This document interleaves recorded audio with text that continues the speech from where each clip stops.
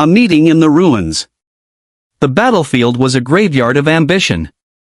Twisted metal, shattered exosuits, and remnants of once mighty war machines lay scattered across the rocky plains of Zyra 9. The planet had been beautiful once, a world of blue-tinted vegetation, endless crystalline rivers, and skies that shimmered like liquid sapphire. Now, it was nothing more than a wasteland of smoldering ruins, the air thick with the scent of burning fuel and scorched flesh. Commander Elias Carter stepped forward, his boots crunching against the charred ground. His HUD flickered with alerts, radiation spikes, oxygen depletion warnings, and heat signatures from the wreckage still burning in the distance. None of it mattered. His focus was locked on the towering figure a few meters ahead. A Gurzon warrior. Even at this distance, Carter could tell this one was different. Not just because he was still standing when so many others had fallen, but because he wasn't moving like an enemy ready to strike. The warrior's breathing was slow, controlled. His emerald green eyes, slitted like a predator's, held no immediate hostility, only curiosity, suspicion, and something deeper. Carter tightened his grip on his rifle but didn't raise it. The war had conditioned him to react first, think later. But instinct wasn't what would get him out of this alive. The Gurzon warrior shifted his stance, his reptilian form massive even beneath his dented battle armor. His exoskeletal plates were cracked, one of them completely shattered from a direct hit. His arm had a deep gash, blackish-purple blood seeping from the wound, but he didn't seem concerned. His eyes, however, never left Carter's. They stood there, two soldiers from opposing worlds, two remnants of a battle neither of them had truly won. "You could have killed me," Carter said, breaking the silence. His voice was steady, but his heart pounded like a war drum. The Gurzon warrior tilted his head slightly, his forked tongue flicking out briefly. Then, with a voice deep and resonant, he replied, "And yet I did not." The words hung between them like an unspoken truce. Carter had fought Gurzon before. He had seen their efficiency in battle, the brutal precision with which they dismantled human defenses. They were tacticians, bred for war, their minds sharp as their claws. And yet, this one had hesitated. The warrior's eyes flicked to the side, scanning the wreckage around them. Then he spoke again, slowly, as if testing each word in his mouth. "The battle is over." Carter exhaled, his grip loosening slightly. "Is it?" The warrior's gaze hardened. "For now." A flicker of movement in Carter's peripheral vision made him turn. The battlefield stretched endlessly in every direction, the fallen scattered like broken dolls.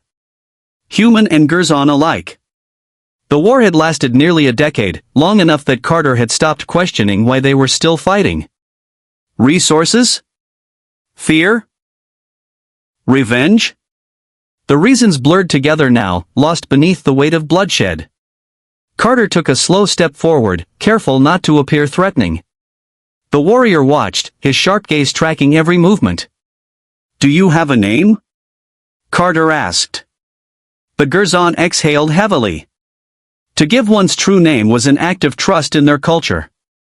But after a long pause, he answered. "Varric." Carter nodded. "Elias Carter." Varric's gaze narrowed.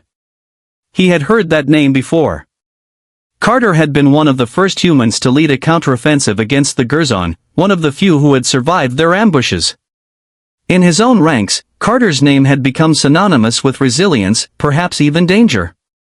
And yet, standing here, face to face, Varric found himself questioning everything he had been taught about humans. "You do not fear me?" Varric asked. Carter smirked. "I'd be lying if I said no." Varric let out a low, rumbling sound, something between amusement and acknowledgement. The silence that followed was heavier than the battlefield itself. Both knew that reinforcements would come soon. Humans would send more troops to retrieve their wounded, and the Gurzon warships would circle back for survivors. And when they did, this fragile moment of peace would be shattered. Varric glanced at the sky, where the last remnants of a firestorm still smoldered in the atmosphere. "What now, human?" Carter's expression darkened. "Now, we decide if this war ends with us." Varric's claws flexed slightly. He had been raised on stories of human aggression, tales of their relentless expansion, their refusal to submit. And yet, before him stood a human willing to extend his hand instead of his weapon. Perhaps this war had never been about territory or power. Perhaps it had been about fear. And fear, Varric realized, could be unlearned. He took a step forward, closing the distance between them. Carter didn't move. The tension between them was thick enough to cut with a blade. Varric extended a clawed hand. Carter hesitated for only a moment before grasping it. The war was not over. Not yet. But maybe, just maybe, it could be. And for the first time since it had begun, there was hope. The enemy with a name. The grip was firm, strong, yet cautious. Carter felt the rough texture of Varric's scales beneath his glove, the ridges of his exoskeleton hardened from battle. There was no hostility in the gesture, only something deeper. Understanding. A silent acknowledgement that neither of them had come to this moment unscathed. Varric released his grip first, stepping back with a measured motion. The wind howled across the battlefield, carrying with it the distant echoes of war, the crackle of fires, the occasional groan of metal as broken ships gave in to gravity's pull. Carter took a slow breath, his mind still racing. This wasn't how things were supposed to go. Gurzon warriors did not hesitate, and yet this one had. He had given his name. And in their culture, that meant something. Varric, Carter repeated, testing the name. Does it mean something? Varric's eyes flickered with something unreadable. It is an old name. One of honor. Carter raised an eyebrow. An old name, huh? Does that mean you're old? The Gurzon let out a deep, rumbling sound, a sound that Carter realized, with mild astonishment, was something close to a chuckle. By your kind's measure, perhaps. I have seen many cycles of war. Carter shook his head, shifting his rifle to rest on his shoulder. Yeah, well. Same here. The silence stretched between them again, but it was different this time. Not heavy with tension, but with something else. The weight of choices yet to be made. Carter glanced at Varric's wounds. The deep gash on his arm was still seeping that strange dark blood, though the warrior showed no sign of pain. Gurzon biology was different, tougher, more resilient, but even they had limits. You need that looked at, Carter said. Varric exhaled sharply. I will endure. Carter snorted. That soldier talk for I don't want to admit it hurts. Varric didn't answer, but the way his jaw tightened told Carter he wasn't entirely wrong. Carter hesitated for only a moment before reaching into his belt pouch, pulling out a small tube of med gel. He held it up between two fingers. This stuff isn't made for your kind, but it might help. Stops infection, seals wounds. Varric's slitted eyes narrowed. Why would you offer aid to an enemy? Carter rolled his eyes. Look around you, big guy. We're the only two left standing. You're not my enemy right now. You're just a guy who's bleeding. Varric studied him for a long moment. Then, to Carter's mild surprise, he extended his wounded arm. The gesture was hesitant, as if it went against years of instinct, but it was there. Carter stepped forward, squeezing a line of the med gel along the wound. It reacted instantly, bubbling slightly as it adhered to the alien's skin. Varric tensed at the sensation but said nothing. There. Should hold for a while. Carter capped the tube and stuffed it back into his belt. Varric flexed his clawed fingers, testing the seal. Strange. Your kind's technology is crude, yet effective. Carter smirked. I'll take that as a compliment. A sound echoed across the ruins. A low, distant hum. Varric's head snapped up, his eyes narrowing. Your ships. Carter turned sharply. In the far distance, cutting through the smoke and debris, the blinking lights of human rescue transports flickered in the sky. Reinforcements. His stomach twisted. He knew what would happen if they found him standing here, unarmed, with a Gurzon. There would be no questions, no second chances. His own people would shoot first and ask later. Varric must have realized the same thing because he tensed, his claws curling slightly. They will assume you are compromised, he said grimly. Carter swallowed. They'll assume you're still a threat. For a long moment, neither of them moved. Then, with a deep exhale, Varric took a step back. I will go. Carter frowned. Where? Varric's gaze flickered toward the ruins of a downed Gurzon warship in the distance. There may be others. If I find them, I will leave this place. Carter hesitated. Every instinct in his body told him that letting Varric go was a risk. That the moment he turned his back, this alien warrior could return to his people and continue the fight. But another part of him, the part that had just watched a so-called enemy accept help, told him something different. Varric had spared him. Carter had spared Varric. Maybe, just maybe, that meant something. Carter nodded. Go. Before they get here. Varric hesitated for only a moment before turning and disappearing into the wreckage. His massive form melted into the shadows, moving with a surprising agility for something so large. Carter exhaled. His heart was still pounding. By the time his comm crackled to life and the voice of his squad leader shouted through the channel, Carter was already preparing his story. Because, for the first time since this war had begun, he wasn't entirely sure which side he was on anymore. A war of fear. Carter stood motionless as the distant hum of approaching human ships grew louder, their navigation lights piercing the thick smoke that still hung over the battlefield. His fingers curled slightly, his mind racing through the decisions he had made in the past few minutes, decisions that went against everything the war had taught him. He had let a Gurzon go. And worse, he had helped him. Carter exhaled sharply, forcing himself to move.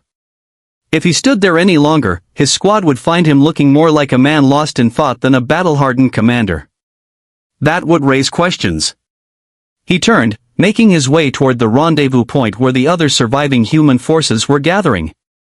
His rifle was slung across his back, his movements careful but not urgent. He needed to act normal, like he hadn't just given an enemy a chance to escape. As he approached the extraction site, he saw the familiar figures of his squad moving among the wreckage. The landing lights from the rescue ships illuminated the battlefield in harsh, artificial white. Medics rushed to treat the wounded, while security personnel scanned for any lingering threats. A voice cut through the noise. Carter! You alive in there? Carter turned to see Lieutenant Reese jogging toward him, his uniform streaked with soot and blood. The man's eyes flicked over him, assessing. Carter forced a grin. Barely. Took a hit, but I'm still standing. Reese scoffed, clapping a hand on Carter's shoulder. I swear, man, you've got some damn good luck. When we lost your signal, we thought you got vaporized. Carter shrugged. Almost did. But I made it. Reese nodded, then gestured to the wreckage behind them. Any survivors on your end? Carter hesitated. His mind flashed back to Varric, his deep, rumbling voice, the cautious way he had accepted help, the unspoken understanding they had shared. For a split second, he considered telling Reese the truth. But then he saw the way the other soldiers moved, how their weapons were still drawn, how their eyes darted through the battlefield with the expectation of more enemies appearing. If he told them about Varric, they wouldn't hesitate. They would hunt him down. So Carter did what he had never done before. He lied. No survivors, he said, shaking his head. Just bodies. Reese exhaled through his nose. Figures. They put up a hell of a fight, though. Intel says the Gurzon might be gearing up for a final offensive. Carter frowned. Final offensive? Reese nodded grimly. High Command thinks they're desperate. Their forces are spread thin, and we've been hitting their supply chains harder than ever. If they don't win the next battle, they're done. Carter's stomach twisted. The war had dragged on for nearly a decade, both sides locked in a brutal cycle of attack and counterattack. And now, it seemed, humanity believed it was on the verge of victory. But what did victory even mean? Would it mean the end of the Gurzon? Their annihilation? He thought of Varric, of the silent agreement they had shared. Of the fact that, despite everything, the Gurzon warrior had chosen to trust him. Carter's jaw clenched. If High Command was right, if the Gurzon were truly desperate, then that meant Varric's people were preparing for war not because they wanted to, but because they had no other choice. This wasn't just a war of strategy. It was a war of fear. And fear made people, made entire civilizations, do desperate things. Reese didn't seem to notice Carter's internal struggle. He patted Carter's shoulder one last time. "Come on, evac's waiting. Let's get off this damn rock." Carter nodded, forcing himself to move. But as he walked toward the waiting transport, his mind wasn't on the victory his people believed they were close to achieving. It was on the Gurzon. And on the one he had let go. Elsewhere on Zyra 9. Varric moved through the ruins like a shadow, his breathing steady despite the burning pain in his side. Carter's crude human medicine had sealed the wound, but his body still ached from the battle. He should have killed the human. That was what his training had drilled into him from the moment he had taken up arms for the Empire. Humans were unpredictable, dangerous creatures, spreading through the galaxy like wildfire. Their adaptability made them impossible to control, their stubbornness made them impossible to conquer. And yet, Carter had not shot him. Carter had helped him. Varric's claws twitched as he processed the thought. No human had ever extended kindness to a Gurzon before. It was not in their nature. At least, that was what he had been told. But what if the stories were wrong? He paused at the edge of a crumbling warship, his eyes scanning the ruins. Somewhere in the distance, he could hear the hum of human ships retrieving their dead, tending to their wounded. They were cleaning up, preparing for the next battle. The next battle, Varric realized, that might be the final one. A shuffling sound caught his attention. He turned sharply, his instincts flaring. From the shadows of the wreckage, another figure emerged. A Gurzon soldier, his exoskeletal armor scorched from battle, his breathing ragged. His eyes widened at the sight of Varric. "Commander," the soldier rasped. "You live." Varric strode forward, steadying his injured comrade. "I live." More movement. Two more Gurzon appeared, their bodies battered but their spirits unbroken. Varric felt something stir in his chest, relief, perhaps. But it was short-lived. "We must go," one of the soldiers said. A signal came before the battle ended. The Empire prepares for its last stand. Varric's expression hardened. He had suspected as much, but hearing it confirmed sent a chill through him. A last stand. Which meant that his people were prepared to fight until the bitter end. Until there was nothing left. Varric closed his eyes briefly, the weight of the war settling on his shoulders. He thought of Carter, of the human's words. "We don't have to keep fighting. Help me end this." The war had begun out of fear. Perhaps it could end with something else. Varric opened his eyes. "We must return to the fleet." The other soldiers nodded. But as they began their journey through the ruins, Varric made a silent vow. If there was a way to stop this war, to spare his people from extinction, to prevent the humans from making the same mistakes of their past, he would find it. Even if it meant defying everything he had ever known. The moment that changed everything. Varric moved through the ruins of Zyra 9 with purpose, his injured comrades close behind. Their exoskeletal armor bore deep scars from the battle, but their spirits remained unbroken. The Gurzon did not retreat unless commanded, and even then, it was never out of fear. Their culture did not allow for such weakness. But Varric wasn't retreating. He was moving toward something. Toward a choice. The battlefield had been their home for nearly a decade. Countless battles, countless victories, countless losses. And yet, for the first time, Varric felt uncertain about the path ahead. What if this war was a mistake? The thought was dangerous. Treasonous. Yet, it lingered. He had seen something in the human called Carter, something that shook the foundation of everything he had believed about humanity. They were supposed to be relentless, ruthless conquerors, an expansionist plague that spread through the stars with no regard for those who stood in their way. But Carter had spared him. Carter had healed him. Carter had looked at him as more than an enemy. And now, as Varric led his small group through the wreckage, that moment refused to leave his mind. A sharp hiss of static crackled through his communicator. "Varric, report." It was the voice of High Commander Zortal, the leader of the Gerzon War Council. His tone carried the weight of command, demanding immediate obedience. Varric pressed a clawed finger to his comm device. "I live." A pause. "And the battle?" "Lost," Varric admitted. "The humans retrieved their wounded and cleared the field. There are no survivors, only the few that remain with me." Another pause. Then, Zortal's voice came through, cold and final. "The last battle approaches. You will return to the fleet immediately. The Emperor has given his command. Humanity must be eradicated. There will be no surrender. No peace." Varric's jaw tightened. He should have expected this. His people had invested too much into this war to walk away now. They had lost thousands of warriors, entire fleets. To retreat, to negotiate, to surrender, these were concepts that had never been considered. Yet, Varric found himself hesitating. Not because he feared war. Because he feared what would come after. Would the war ever truly end? Even if the Gerzon won, humanity would rise again. They were adaptable, tenacious. Even if their colonies were burned to ash, their will to fight would never die. And if the humans won?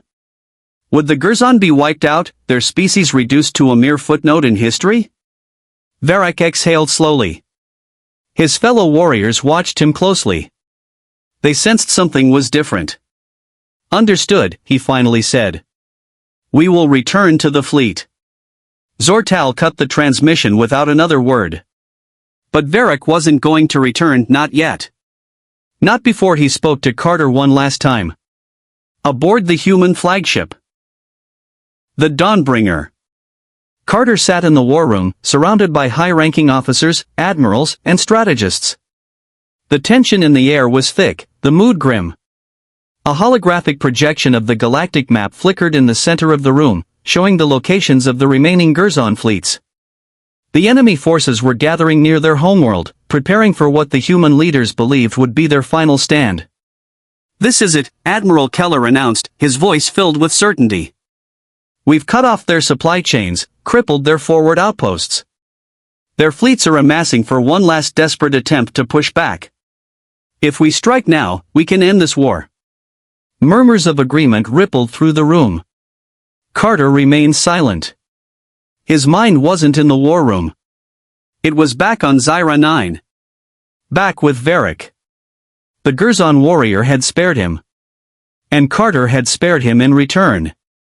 Now, they were hurtling toward the end of the war, and Carter felt a sickening weight in his gut. He had never doubted his mission before. But now? "Commander Carter," Admiral Keller called, snapping him back to the present. "You fought the Gerzon more than most of us. What's your take?" Carter hesitated. Every instinct screamed at him to tell them the truth. That the Gerzon weren't the monsters they thought they were. That this war wasn't about power or territory anymore, it was about survival. That if they pushed too hard, humanity might win the war, but lose something far more important in the process. He took a breath. "I think," he said slowly, carefully, "that if we back them into a corner, we'll be forcing them to fight like animals." Keller frowned. "They already do." Carter shook his head. "No. They don't. They fight like warriors. Like soldiers. But if we strip away every other option, they won't fight for victory anymore. They'll fight for revenge." The room fell silent. Keller's eyes narrowed. "Are you suggesting we don't take this opportunity?" Carter exhaled. "I'm suggesting we give them one last chance to stand down." Laughter broke out from a few of the officers. One of them, a colonel, scoffed. "And what, Carter? Call them up and ask nicely?" Carter's jaw tightened. "We underestimate them at our own risk. I'm not saying we surrender. I'm saying we need to stop thinking of them as mindless killing machines. Keller leaned forward. And why would they accept peace now? Carter hesitated. Then, he made his decision. Because I spoke to one of them, he admitted. Silence. Keller's expression darkened. Explain. Carter straightened.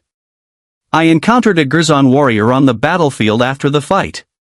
We both could have killed each other. But we didn't. We spoke. And I'm telling you, this war isn't what we think it is. The colonel scoffed. So you're basing all this on one alien? No, Carter said. I'm basing it on the fact that he hesitated. He let the words sink in. These are warriors, not mindless creatures. If one of them can question this war, then more of them can. But if we go into this next battle with the goal of wiping them out completely, we'll never know. The room was tense. Admiral Keller studied him for a long moment. You're suggesting we open communications with the enemy? Carter nodded. Yes. The Admiral exhaled, shaking his head. We've tried before. Not like this, Carter countered. Let me reach out to them. One last time. If they refuse, then we fight. But if there's a way out of this war without condemning both of our species to endless conflict, don't we owe it to ourselves to try? A long silence. Then, Keller spoke. You have one chance, Carter. Carter felt his pulse quicken. He had just set into motion the most dangerous mission of his life. He just hoped Varric would listen. Defying orders. Carter sat alone in the communications chamber aboard the Dawnbringer, the human fleet's flagship. The room was dimly lit, filled with the quiet hum of machinery and the occasional flicker of holographic displays. Before him, a secure channel had been prepared, one that, theoretically, could transmit a message directly to the Gurzon fleet. It was a long shot. A desperate gamble. But Carter had no other choice. He inhaled deeply, pressing a button on the console. The holographic interface blinked to life, a green indicator flashing as the system attempted to establish contact. He had only one message to send. One chance to reach Varric before the war consumed them both. Varric, Carter said, his voice steady.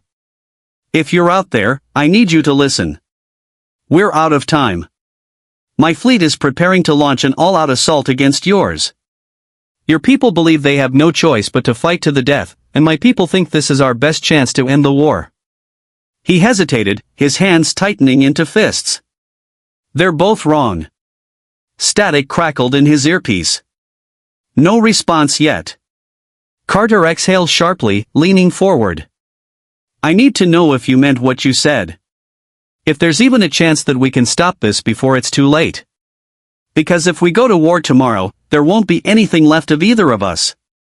More silence. Carter's pulse quickened. Was he too late? Had Varric already been pulled into the storm of battle preparations? Then, finally, a new voice crackled through the speaker. Carter. Carter exhaled sharply, relief washing over him. Varric. There was a pause, as if Varric was weighing every possible consequence of this conversation. You should not be contacting me, the Gurzon warrior said.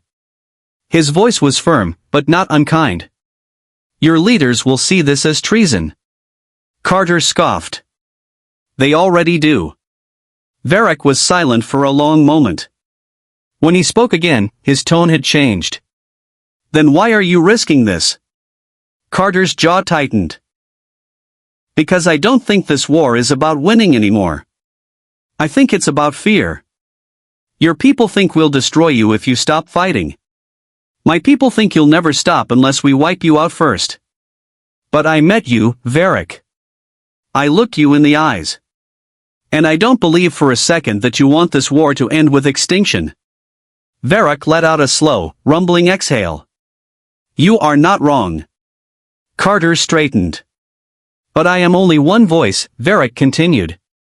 My people will not listen to me. Our high command has already chosen our path. We will fight until the last warrior falls. Carter gritted his teeth. That's not a path. That's suicide.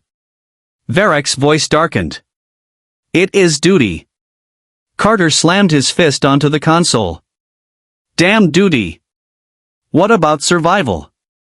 The line went silent again. For a brief moment, Carter feared he had pushed too hard. But then, Varek spoke again. You would risk everything for this? Carter took a breath. He thought of the soldiers aboard the Dawnbringer. Thought of the pilots who would be launching from their carriers tomorrow, believing they were fighting for their people's future. Thought of the men and women on the other side of the war, the ones who had families, dreams, lives beyond the battlefield. I would, he said simply. Varek was quiet for a long time. Then, the Gurzon warrior said something that made Carter's breath hitch. There may be a way. Carter leaned forward. I'm listening. Aboard the Gurzon warship Drakvar.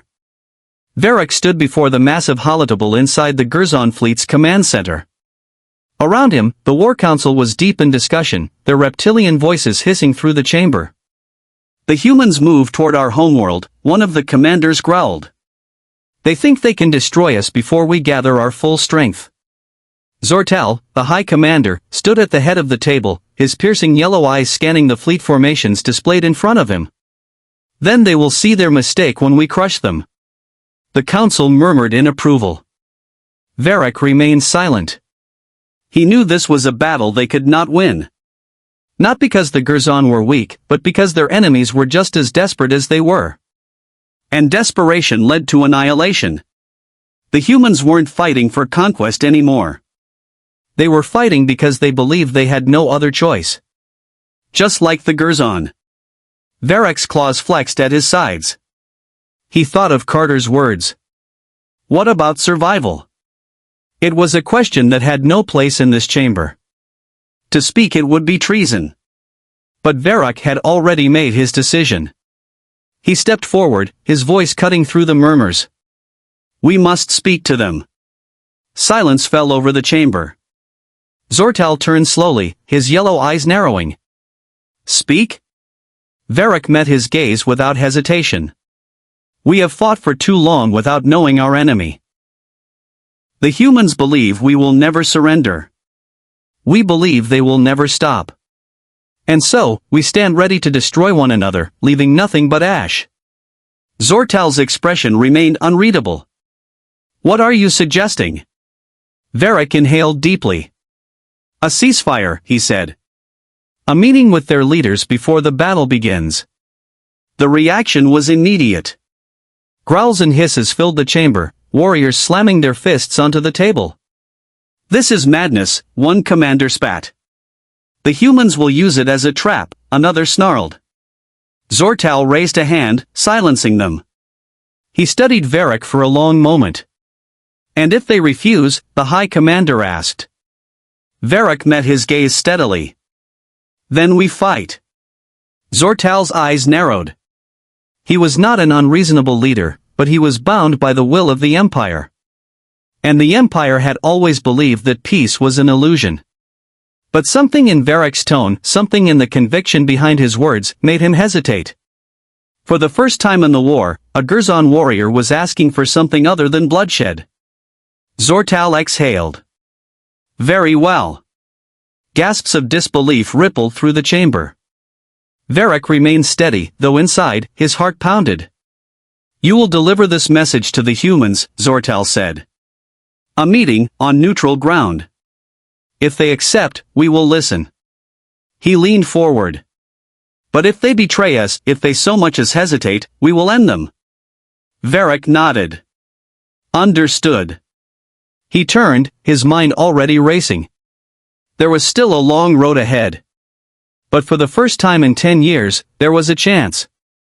A chance that, if Carter could convince his people to listen, if Varek could hold back the war drums for just a little longer. This war might not have to end in fire. This war might end with a choice. A voice in the dark. Carter leaned closer to the flickering holographic screen, the blue light casting sharp shadows across his face. His pulse was steady, but beneath the surface, tension coiled like a wire pulled too tight. Varek had done the impossible. He had convinced the Gerzon High Command to agree to a ceasefire meeting. But Carter knew that getting the humans to agree was another battle entirely. His voice was low, cautious. Varric, listen to me. You know as well as I do that this meeting, this chance, can fall apart before we even set foot on that moon. Varric's reptilian gaze was unreadable, but there was something in his posture that told Carter he understood. Your people do not trust us, Varric said simply. Carter let out a dry laugh. No, they don't. And yours don't trust us either. Varric exhaled, his claws tapping against the metal surface in front of him. Trust is not built in a single meeting, Carter. But a war can be ended by one. Carter ran a hand through his hair, exhaling sharply. One meeting. One moment. A single misstep could send both species into the abyss. I'll bring 4 people. 4 of yours. No weapons, Carter said, choosing his words carefully. It has to be neutral. Varric inclined his head. Agreed. The silence between them was heavy, not with hostility, but with the enormity of what they were attempting. Carter finally spoke again, his tone softer. Why are you doing this, Varric? He hesitated, then added, because I have seen what happens when wars do not end. Carter swallowed hard. He knew that feeling. The exhaustion of endless fighting, the ghosts of those left behind. If this goes wrong, Carter said, we'll both be dead before we ever leave that moon. Varric let out a low, rumbling chuckle. Then we best ensure it does not go wrong. The transmission flickered. The connection was growing weak. We need in 2 rotations, Varric confirmed. Carter nodded. 2 rotations. Then the screen went dark. Carter exhaled, his shoulders dropping. He had just gambled everything, his career, his life, and possibly the fate of humanity, on a warrior he had met once. And now, he had to convince his own people to take the same risk. Aboard the human fleet command vessel, Dawnbringer. Carter stood before Admiral Keller in the central war room, his jaw tight, his hands clasped behind his back. The Admiral's face was unreadable, his piercing blue eyes locked onto Carter like a predator assessing its prey. Around the table, other high-ranking officers sat in stunned silence, processing the report Carter had just given them. You did what? Keller's voice was dangerously low. A murmur of disbelief rippled through the room. You negotiated with the enemy? Colonel Rourke spat, his hands balling into fists on the table. After everything they've done? The colonies they've burned? I fought them too, Carter shot back. I lost people too. But I also looked one of them in the eye and saw someone just like me. A soldier following orders. A leader who's trying to stop the slaughter. Keller's expression didn't change. You realize what you're asking us to do, Carter. Carter clenched his jaw. I'm asking you to be better than them. Silence. Keller exhaled, tapping a finger against the polished steel table. Even if we agree to this, what guarantees do we have? This could be a trap. It's not. Rourke scoffed. And how the hell do you know that? Carter's voice was unwavering. Because if they wanted to kill us, they wouldn't need a meeting to do it. We've already backed them into a corner. They're preparing for their last stand. And I don't know about you, but I'd rather have a conversation than another mass grave. The room remained still. Then, finally, Keller leaned forward, his fingers interlaced. You trust this? Varric? Carter didn't hesitate. I do.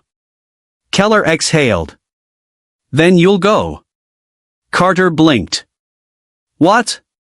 If this is real, we'll take the risk, Keller said, his expression unreadable. But you're leading the delegation.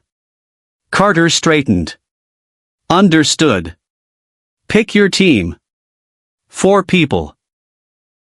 No weapons. Carter nodded. Then Keller's voice turned cold. And Carter? He met the Admiral's gaze. If this goes wrong, Keller said, you better pray to whatever god you believe in that you don't come back. Carter swallowed. Message received. The journey to the moon of Oriones. 2 days later, Carter sat in the cockpit of a small diplomatic shuttle, staring out at the vast expanse of space. The neutral moon of Oriones loomed ahead, a barren, gray rock with a thin atmosphere, orbiting a dying star. It had no strategic value, no resources worth fighting over. That was exactly why they had chosen it. Behind him, 3 carefully chosen delegates sat strapped into their seats. The radio crackled. Approaching neutral zone, the pilot said. No signs of hostility. Carter nodded. Good. Keep us on course. His stomach twisted as the moon grew larger. Somewhere down there, Varric was arriving with his own team. For warriors who might be just as wary, just as desperate as they were. Carter knew they had little reason to trust each other. But if this worked, if they could stand in the same room without killing one another, it could change everything. His hands tightened on the straps across his chest. One meeting. One conversation. The fate of 2 civilizations hung in the balance. And Carter had no idea if they would leave this moon as ambassadors, or as the final casualties of a war with no end.